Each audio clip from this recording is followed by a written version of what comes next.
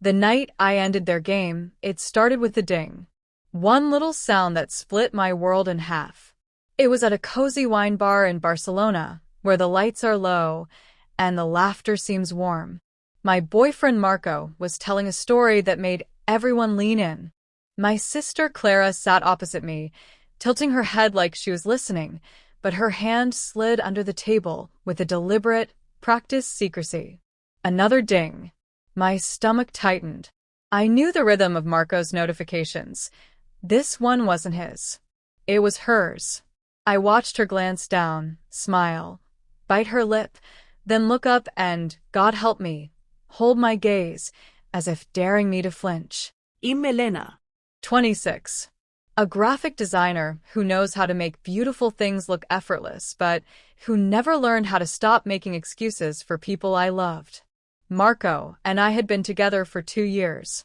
He's Italian-Spanish, a freelance photographer with eyes that always look like they're searching for light. Clara is my younger sister by 2 years. We grew up in Valencia. She moved to Barcelona a few months ago for work and stayed on our couch, just until she found her own place. She's the kind of beautiful that makes older women call her trouble and younger women call her unfair. She knows it. She always knew it. As kids, she stole my hair clips, my favorite sneakers, my mother's attention. As adults, she borrowed my dresses, my makeup, my time. I was always the one smoothing the edges so the picture looked okay. The first time I suspected something, it was a silver hoop earring on the floor of Marco's car. It wasn't mine. He said it belonged to his client. Another time, he canceled a date night at the last minute, claiming a shoot ran long. An hour later, Clara came home with that soft, guilty glow, like she'd been somewhere she shouldn't and liked it. Nothing concrete, just threads. But that night at the wine bar, I saw Clara's phone face up in her lap when she thought I wasn't looking. The name Amore sat at the top of a chat next to a little camera emoji Marco always used for himself. My heart dropped into my shoes. When I got home, I did not scream. I did not sob. I made tea. I washed the glasses left in the sink from the morning. I waited for them to come back from picking up extra dessert. They returned 40 minutes later with a box of tiramisu and a smell of someone else's perfume. I said nothing. I watched the way Clara leaned into the archway of the kitchen, like she belonged. I watched the way Marco slipped his phone face down and stepped behind me, kissing my neck like he could wipe my suspicion away with his lips. In the mirror on the oven door, I caught Clara watching us. Not with jealousy, with triumph. That was my concrete. The next day, I tested a truth I didn't want. I left my phone charging on the coffee table and went to the bedroom, closing the door just enough. Within 5 minutes, I heard the whisper of thumbs tapping. I eased the door open. Clara was on her phone, eyes glittering, typing in a new chat labeled with a red heart and a little camera emoji. She didn't see me. She laughed. Very softly. Then she deleted the chat thread. I felt the floor steady under me. If they wanted to play, I could play. I decided not to confront them. Not then. Confrontations let people rearrange your reality. They cry, apologize, promise. They twist timelines and give you their version. I needed something tighter than a conversation. I needed a stage. So, I built one. My birthday was 2 weeks away. We'd planned a small party at our flat, close friends, a few colleagues, my parents driving up from Valencia, a cousin, and Marco's childhood friend Luca, who's good with audio. I told everyone it was a 90s theme and asked them to bring one photo from their 90s childhood to share. I'll make a slideshow, I said, smiling like this was a Pinterest project. While they sent me their pictures, I built 2 slideshows, one of sweet nostalgia and one that would end a game in one night. I also needed proof. Real proof. I started by switching out the smart speaker in the living room with a similar model that had a hidden local recorder inside, a perfectly legal device where all recordings stayed on the device in my home. I set it to record whenever it heard certain wake words or at preset times when I went on runs. I placed a tiny adhesive contact mic under the lip of our console table, and I renamed the Bluetooth receiver so my laptop could pair without them noticing. I asked Luca to help me test audio for the party, and he grinned, not asking questions, the way friends who've known you 10 years know when to trust your eyes. If you caught your sister and your boyfriend like this, would you confront or set a trap? Comment confront or trap, and tell me why. Also, hit subscribe if you want the reveal, because it's coming. The day arrived like the hush before a storm. I wore a simple black slip dress, Clara's favorite to steal, and a gold chain my grandmother gave me. Clara came out of her room, wearing my red silk dress. She ran a hand through her hair and said, "We look like twins." Marco slid an arm around my waist with that easy charm of his. "Birthday girl," he murmured, like the words meant safety. People arrived in a burst of laughter and 90s music. My parents brought a ridiculous number of gifts. My mother never remembers that gifts won't fix what attention didn't. Luca hugged me with his whole arms and tapped twice on my back, our silent code. We're set.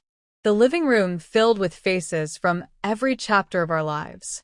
The smell of roasted peppers and rosemary chicken drifted in from the kitchen. Clara floated between groups, topping up drinks, leaning too close, flicking her eyes toward Marco like a secret joke needed constant oxygen. Marco played the role he's best at, the devoted boyfriend with a camera slung around his neck, taking candid shots of everyone except me. We ate. We drank. I made a speech about being grateful. The room cooed. Then I said, I made a little slideshow. Childhood photos. Embarrassing haircuts. Some of you were angels. Some of you were gremlins. Ready? Everyone cheered. I flicked off the main light. The projector cast a soft glow. The first few minutes were harmless joy. My father with a mullet, my mother's denim jacket, Marco as a toddler beside a tiny Fiat, Clara with a lollipop, me missing 2 front teeth and beaming. Laughter relaxed shoulders.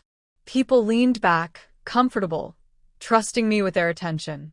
And then the slideshow began to shift. The photos slowed. A new slide bloomed, a screenshot of a chat. Names carefully blurred, except the little camera emoji by one name and the red heart by the other. Gasps. A rustle of confusion. Marco estifanet beside me. Clara's hand froze around her wine glass.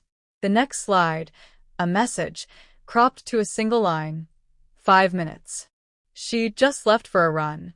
A timestamp that matched a Tuesday I'd cried alone in the shower while the living room was empty. Another slide, my own couch, a reflection in our living room mirror. 2 figures too close, lit only by the blue TV glow. Then audio, a hush, a whisper torn from the air itself. The room went very still. In the soft dark, my voice played first. I had recorded myself one afternoon to make the setup seamless. Do you want to know what betrayal sounds like? I asked. It sounds like a phone left on the console. It sounds like footsteps you know better than your own heartbeat. It sounds like your sister laughing at something that was yours.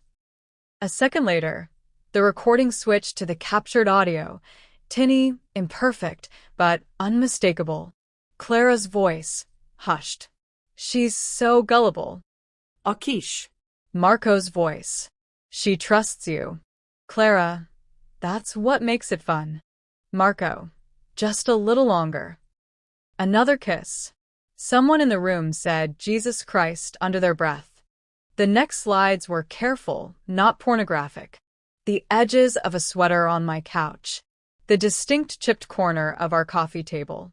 The silver hoop earring I'd kept sealed in a sandwich bag, displayed on screen next to a photo of Clara wearing the exact pair weeks earlier. A text to a contact named with 2 emojis, identical to the ones in the screenshots earlier. A photo of my red dress tag, snapped just before it disappeared from my wardrobe and appeared on Clara's body tonight. Then came the final slide, a photo taken 2 nights earlier from the sidewalk across the street, Marco and Clara in the cafe window, thinking they were invisible. The kind of proof that didn't need explanation. I'd asked Luca to take it. He had, and then he had put his camera down and hugged me while I shook. No one moved. Not even the candles flickered. The projector hummed like a live wire. My mother made a choked sound, half grief, half rage. My father's face emptied. He looked older in one breath. Luca took a step toward me, just a protective shift closer. Marco spoke first because of course he would. Elena, this is out of context. This is not, this looks like what? I said, turning to him, the calmest I have ever been. Like you and my sister have been slipping out from under my trust and into each other for months? Like I was the joke and she was the punchline? Like I fed you both and tucked the blankets around my sister on my couch while you two sent each other heart emojis under my roof? Which part is out of context, Marco? Clara found her voice and it came out sharp, defensive, 13 again. You always think you're better than me. You think everything should be yours because you're older. He loves me. He said he never felt seen by you. I laughed then, and it wasn't pretty. Did he feel seen when I paid his late rent? When I stayed up at 2 a.m. helping him edit photos? When I defended him to my friends after he forgot my parents' anniversary dinner? Clara, you don't want love, you want spoils. She flushed, a deep wine-red stain on her cheeks. You planned this to humiliate me. No, I said, and my voice finally shook. I planned this to free me. People began to breathe again, and with breath came movement. My mother stood up, so quickly her chair tipped, and she didn't even look at it. She crossed the room, took my hand, and faced Clara with me. Pack your things, she said to my sister, voice steady like a judge's gavel. Tonight. My father didn't speak, but he nodded once, the kind of nod that meant the decision had already been made in a place deeper than words. Marco tried to reach for me. Lucas stepped between us without making a show of it. Marco said, Elena, please. Don't throw us away like this.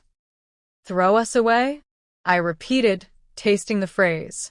Marco, we've been gone for months. You just kept the lights on so you didn't have to look at the dark. I walked to the door, opened it, and gestured. And, because I am not a monster, I said, I packed a bag for you, Marco. It's in the hall. Your camera is inside. I put your passport where you left it last time you were careless. The room murmured. Some people looked at me like they were seeing a person they hadn't met before. Maybe they were. Luca handed me my phone. I'd prepared 2 messages and had them queued. One was to Marco's mother, who once told me I had brought out the best in her son. The other was to the landlord whose name was on the lease Marco was 3 weeks late on.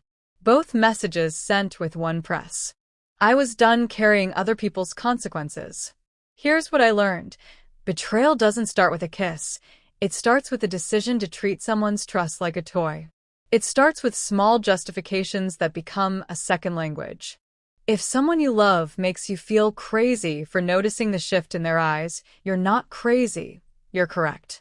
Choose clarity over chaos. Choose proof over promises. Choose yourself. Question for you, is exposing betrayal in public justified, or should it always be private? Comment public or private, and tell me the line you won't cross. Clara packed that night. She tried to slam drawers the way she slammed doors as a teenager, but the noises sounded smaller now. My mother helped her fold clothes even while she cried. Clara didn't say sorry. She whispered to Marco in the hallway and maybe thought they could salvage the romance from the wreckage. They couldn't. Romance that feeds on someone else's love is carrion. A week later, I learned Marco left for Milan with a new project and a string of unpaid bills behind him. Clara moved in with a friend across town and then, quietly, moved back to Valencia a month later to live with our aunt. We speak now, cautious and formal. Family is complicated. Forgiveness is not a door you owe anyone. It's a door you decide to open when you're safe, and not 1 second before. Luca and I stayed friends. He came by on Sundays with espresso and croissants and never once asked me how I was in a way that made me explain anything I didn't want to. In the quiet that followed the storm, I painted. I pulled the furniture away from the walls, laid down plastic, and painted a clean, bright white over the scuffs. I changed the rugs. I bought a plant and didn't kill it. I deleted Marco's number. When I looked in the mirror, I could see that I had made a home again, this time inside myself first. Months later, Clara texted me, "I'm sorry." Just 2 words. No excuses. No manipulación. I read it. I didn't reply that day. I went for a walk by the sea, let the sun warm my face, and then wrote back, "Thank you. I'm not ready to talk, but I hope we both do better." Sometimes people ask me if I regret making the reveal public. I don't. That party wasn't about humiliating anyone. It was about ending a game that was being played with my life without my consent. It was about telling a room full of people who love me the truth. If this story hit close to home, subscribe and turn on the bell so you don't miss the next one, about the mother-in-law who rewrote my wedding seating plan and how I rewrote her script. And share this with someone who needs a reminder. Your peace is worth protecting.